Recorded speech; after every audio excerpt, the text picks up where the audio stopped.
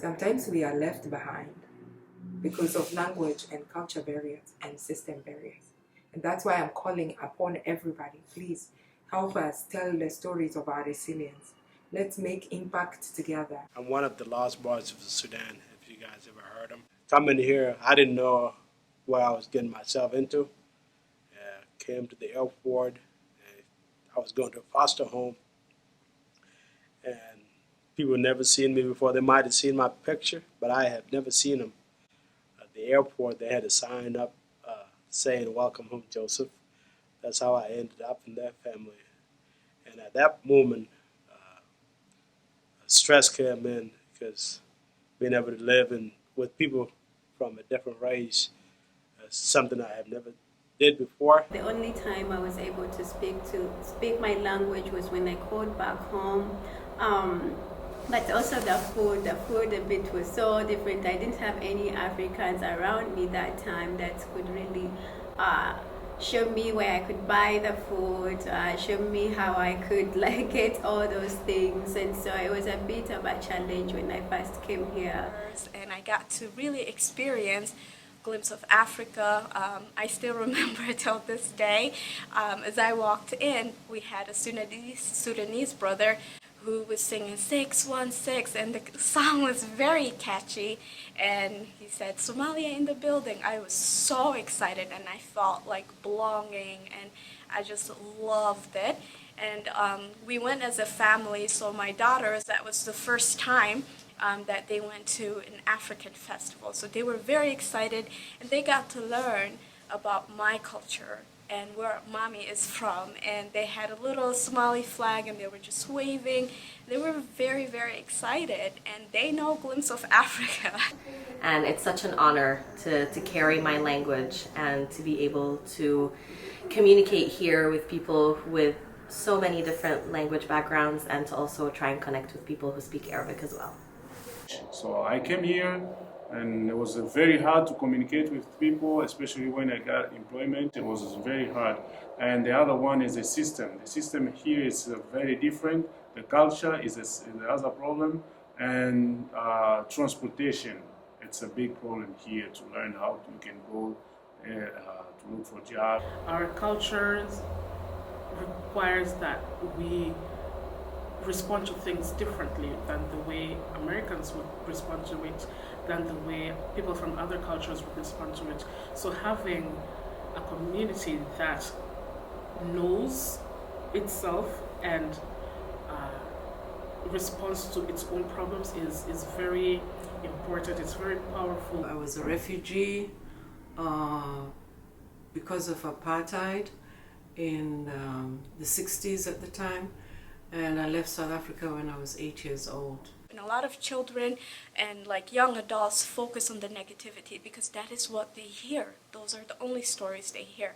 And Africa is beautiful, and Glimpse of Africa is rebranding that and showing Grand Rapids community that Africa has a lot to offer, and we experience it together as a group.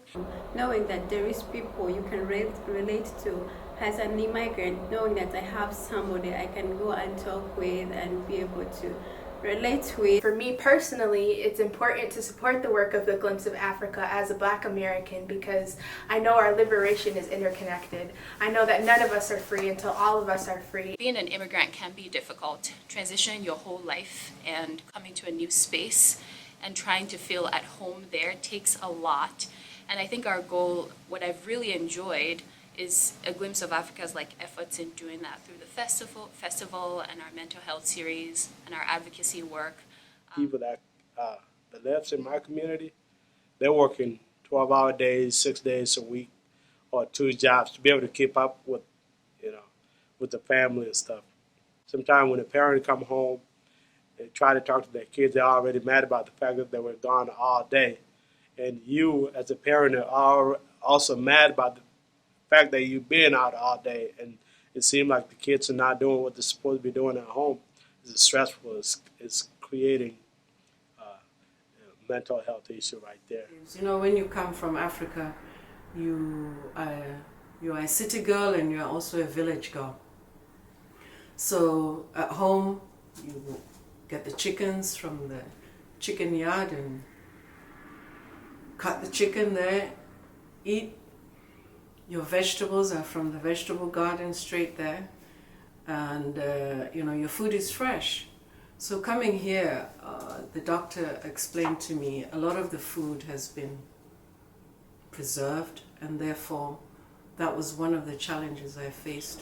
I faced a lot of unique challenges that got in my way of completing my education in a systematic fashion as others are able to do here in America, just because the system in Kenya was different from the system here in America, and so moving from one to another was not an easy shift, and so it caused a lot of problems for me, and I imagine it also has caused a lot of problems for other people. Most refugees have spent 10 to 20 years in refugee camp. Some have seen the unthinkable things over there. Some have lost their loved one. Some went through some trauma, and when they come over here, they still carry the trauma. And so a glimpse of Africa is connecting them with a mental health provider. It's connecting refugee with university and college. It's connecting refugee with employer.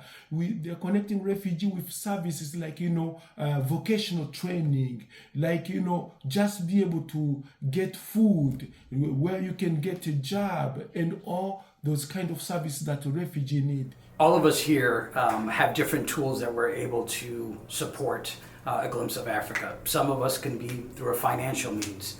Some are through joining of small groups and different initiatives that's available. Whatever your ability and whatever God has provided you as a talent, use it to help unite us as Africans together under this one umbrella that we love to call home. We thank you. Thank you for all you do. As a volunteer, as a sponsor, as a donor. I know we need more support, so let's do it, because together we are stronger. Thank you, and God bless.